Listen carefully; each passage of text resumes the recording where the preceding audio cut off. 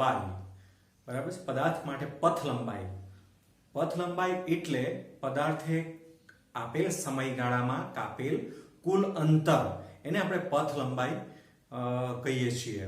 હવે એક બીજી ભૌતિક રાશિ ગતિ સાથે સંકળાયેલ એ છે સ્થાનાંતર, પદાર્થનું સ્થાનાંતર. તો આપણે આજે સેશન 3 ની અંદર, ચેપ્ટર 3 સેશન 3 ની અંદર પદાર્થનું સ્થાનાંતર એના વિશેની સમજ કેળવીશું. તો પ્રકરણ 3 છે આપણું, એ આપણે ભૂલીએ નહીં. સુરેખ પથ પર ગતિ, પથ સુરેખ પથ પર ગતિ, આપણું આ પ્રકરણનું હેડિંગ છે.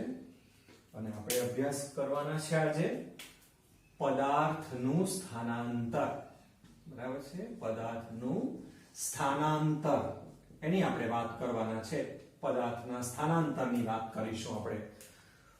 ટૂંકી વ્યાખ્યા આપણે એની જોઈ લઈએ કે પદાર્થનું સ્થાનાંતર આપણે કોને કહીશું. ટૂંકી વ્યાખ્યા જોઈ લઈએ તો પદાર્થનું સ્થાનાંતર એટલે આપણે એમ કહી શકીએ સ્થાનમાં ફેરફાર. આમ ટૂંકી વ્યાખ્યામાં આપી શકાય સ્થાનમાં ફેરફાર એટલે સ્થાનાંતર, એટલે સ્થાનાંતર.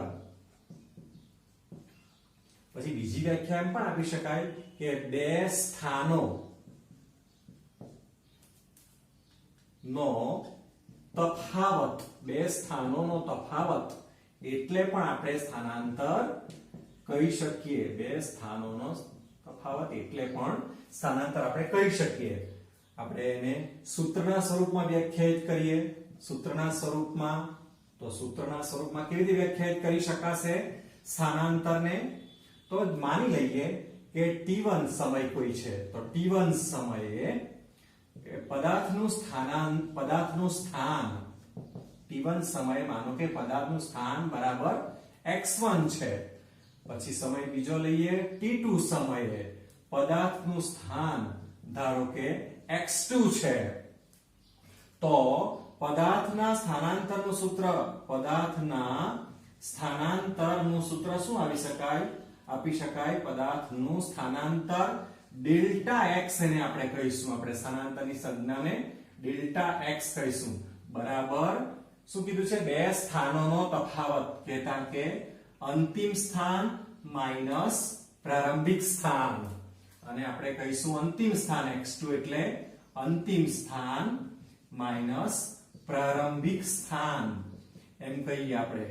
તો આ રીતે આપેલ સમયગાળામાં પદાર્થનું સ્થાનાંતર, બરાબર છે, t2 t1 સમયગાળામાં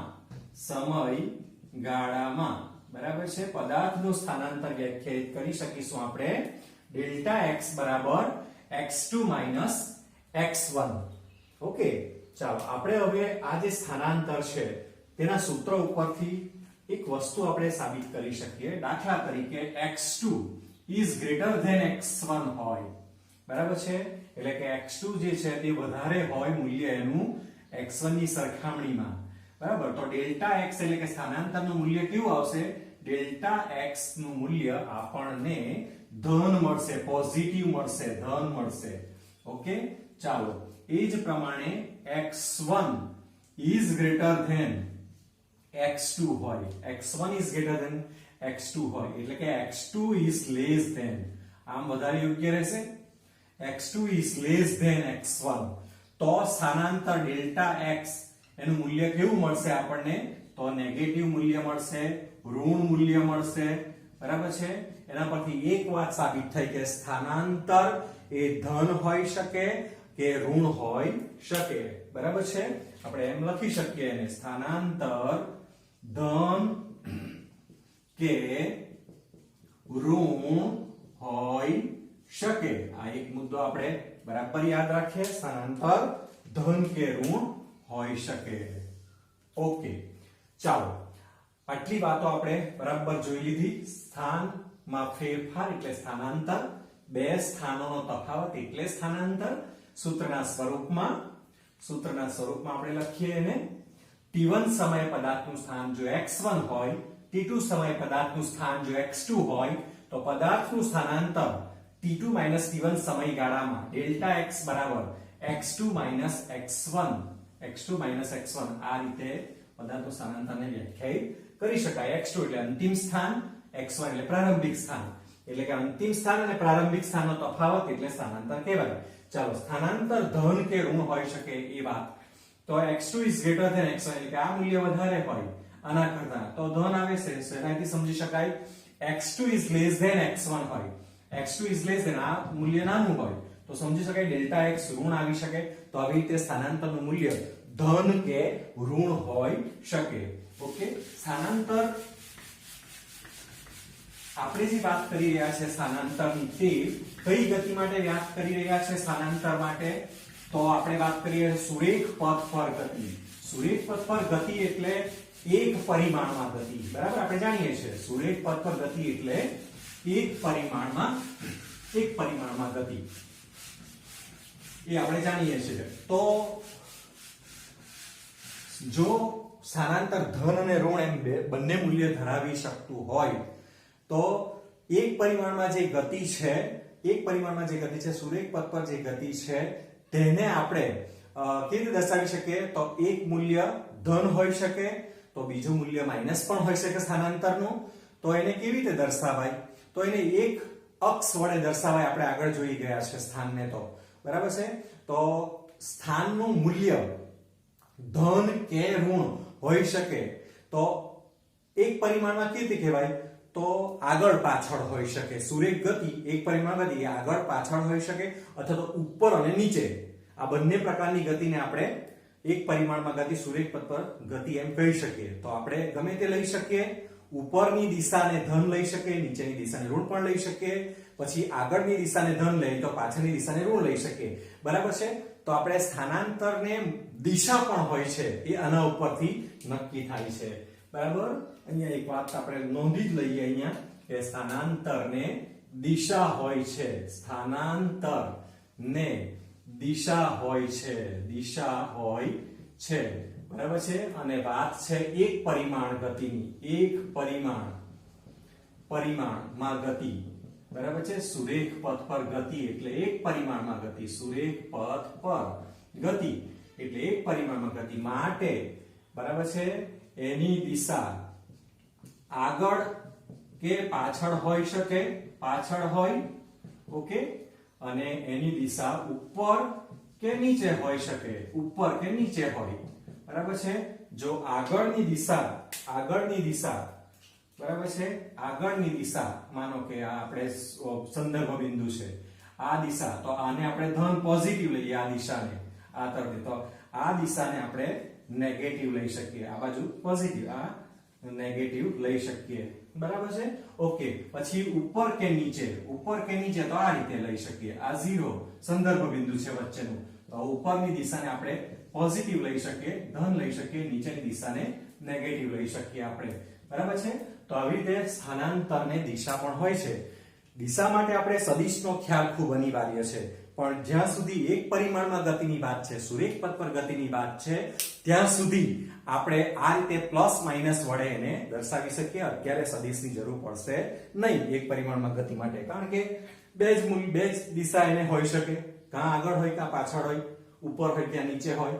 બરાબર. તો અહીંયા આગળ સદિશનો ખ્યાલ અત્યારે આપણે પડતો મૂકીએ છીએ. પછી આપણે અહીંયા આગળ વધુ વિગતે સદિશ વાળી વાત જ્યારે આવશે ત્યારે શીખીશું. ચાલો, આપણે હવે છે ને પદાર્થનું જે સ્થાનાંતર છે તેને એક ઉદાહરણ દ્વારા સમજીએ. પદાર્થનું સ્થાનાંતર હવે થોડુંક મળતું આવે છે. પથ લંબાઈ સાથે આ સ્થાનાંતર મળતું આવે છે. બરાબર છે. તો મળતું આવે છે તો કઈ રીતે મળતું આવે છે અને તફાવત જો હોય તો એ બે રાશિમાં તફાવત કઈ રીતે છે તો તે જોઈએ આપણે એક ઉદાહરણ દ્વારા. તો આપણી બુકની અંદર એક ઉદાહરણ આપેલું જ છે. એ ઉદાહરણ શેનું છે? તો એક કારની ગતિ. બરાબર છે. ઉદાહરણ આપ્યું છે આપણને, તો આપણે એક કારની ગતિને દર્શાવીએ. ઉદાહરણ સમજવા માટે એક કારની ગતિને આપણે સમજવા માટે લઈએ. ઓકે, ચાલો, એક કારની ગતિ આપણે એક યામ પદ્ધતિ દોરી દઈએ. એક અક્ષ દોરી દઈએ આપણે, સિંગલ અક્ષ. જાણીએ છીએ કે સુરેખ પથ પર ગતિ માટે આપણે એક જ અક્ષ લેવાની છે આ રીતે. બરાબર. અહીંયા વચ્ચે આપણે સંદર્ભ બિંદુ લઈ લઈએ. ચાલો સંદર્ભ બિંદુ અહીંયા આ અક્ષનું, પછી આ બાજુ અહીંયા આપણે 50 100 150 200 બરાબર છે 250 ઓકે આ x મીટરમાં આ સ્થાનો દર્શાવ્યા છે. અહીંયા આગળ લખીએ આપણે -50 આપણે આગળ જોઈ ગયા છે આ વાત -100 -150 -200 ઋણ સ્થાન આ બાજુ લીધા છે આપણે, આ બાજુ ધન સ્થાન લીધા છે આપણે આ સાઈડે બરાબર. અને આ વચ્ચે સંદર્ભ બિંદુ છે આ x અક્ષનું, આપણે કારની ગતિને x અક્ષ પર સંપાત થતી બતાવી છે બરાબર. ચાલો હવે અહીંયા આપણે સ્થાન માનો કે કારની ગતિ, હવે જોજો હા કે કારની ગતિ ચાલો o થી શરૂ થાય છે કારની ગતિ, o થી અહીંયા આગળથી એ આટલે આવે છે કાર. ક્યાં આગળ આવે છે? આટલે કાર આવે છે. જોજો અહીંયા કાર આવે છે. એક કારનું ચિત્ર હું સરસ મજાનું દોરું છું હે કે મને બહુ આવડતું તો નથી પણ આ કાર આવી રીતે ગતિ કરે છે હે ને, આ રીતે ગતિ કરે છે કાર આમ. ઓકે અહીંયા એક માણસ પણ બેઠેલો છે. ઓકે કાર ગતિ કરે છે, ક્યાં પહોંચે છે? આટલે પહોંચે છે, P બિંદુ આગળ પહોંચે છે. O પરથી P બિંદુ આગળ પહોંચે છે, O થી P. તો સ્થાનાંતર આપણે ગણવું છે બરાબર. T1 સમયે આટલે છે અને T2 સમયે અહીંયા છે બરાબર. ઓકે T1 સમયે સ્થાન આપણે x1 લઈએ, T2 સમયે સ્થાન આપણે x2 લઈએ. આ સ્થાન છે બરાબર છે, આ સમય છે. ઓકે આ બીજું સ્થાન છે અને આ બીજો સમય છે બરાબર. ચાલો તો આપણે O થી P સ્થાનાંતર ગણવું છે. સ્થાનાંતર O થી P તો કેવી રીતે ગણી શકાય? ડેલ્ટા x x2 x1 સૂત્ર જ છે બરાબર છે.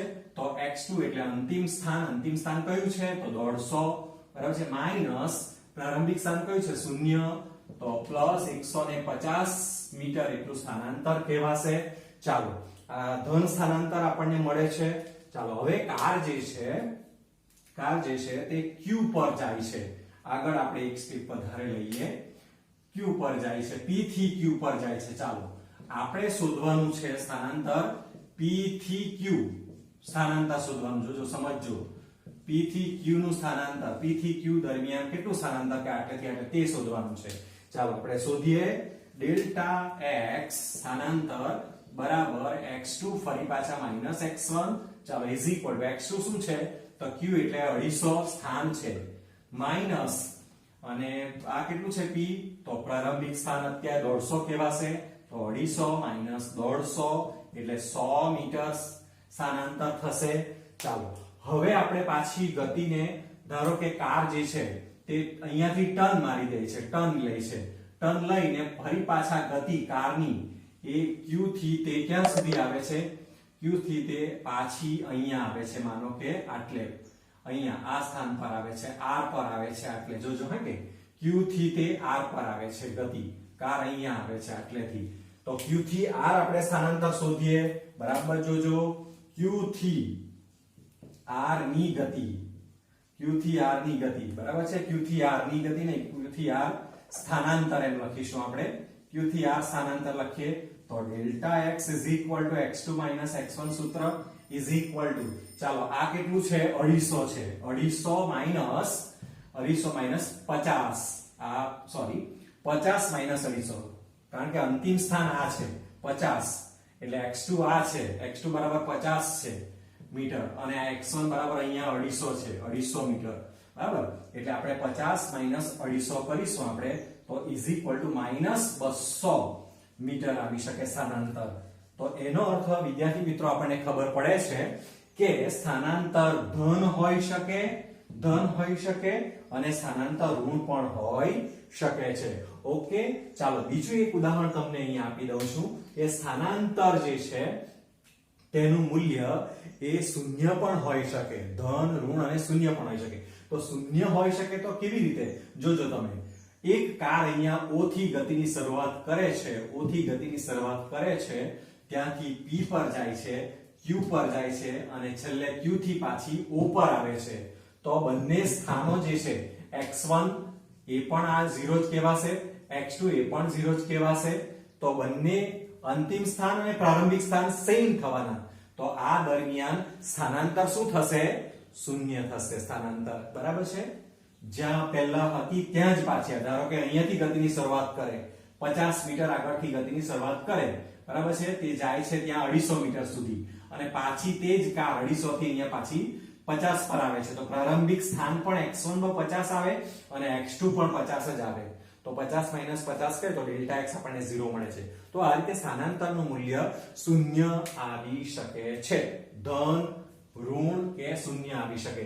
હા, હવે બીજી વાત એ કરવાની કે પથ લંબાઈનું જે મૂલ્ય છે તે સ્થાનાંતર જેટલું હોય કે ન પણ હોય, પથ લંબાઈનું મૂલ્ય દરેક પ્રકારની દરેક ગતિ માટે સરખું હોઈ શકે, પથ લંબાઈ બરાબર સ્થાનાંતર, અથવા ન પણ હોઈ શકે. તો તેને સમજવા માટે આપણે એક વધારે ઉદાહરણ લઈએ. કારનું જ આપણે લઈશું ઉદાહરણ વધારે. તો જોઈએ આપણે કે પથ લંબાઈ જે છે તે સ્થાનાંતરના જેટલું મૂલ્ય ધરાવે કે ન પણ ધરાવે. ઓકે, ચાલો તો અહીંયા આપણે એક ગતિ લઈશું અહીંયા આપણે. ઓકે, O આગળ થી ગતિની શરૂઆત માનો કે થાય છે O થી.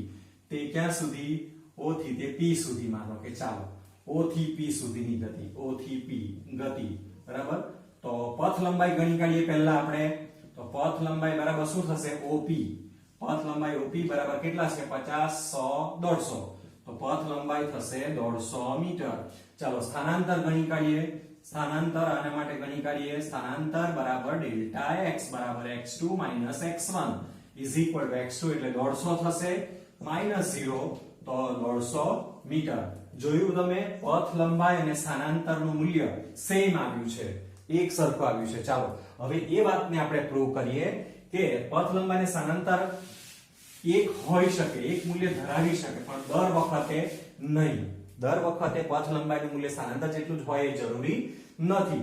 દાખલા તરીકે આપણે હવે બીજી ગતિ એક લઈએ, હે કે બીજી ગતિ લઈએ. કઈ ગતિ લઈશું આપણે? એક ઉદાહરણ આનું જ આપણે કારનું લેવાના છે, પણ આપણે બીજી વાત કરીશું. તો આપણે અહીંયા એક ઉદાહરણ લઈએ કે ભાઈ સ્થાનાંતરનું મૂલ્ય અને પથ લંબાઈનું મૂલ્ય અલગ અલગ હોઈ શકે. તો જોજો તમે, O થી કાર જાય છે, હે કે ગતિ O થી કાર જાય છે P પર અને P થી Q, બરાબર છે? P થી Q, બરાબર છે?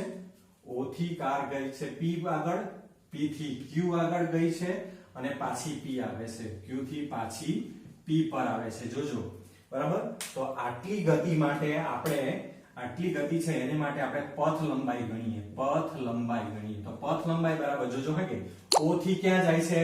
તો P જાય છે એટલે OP પ્લસ P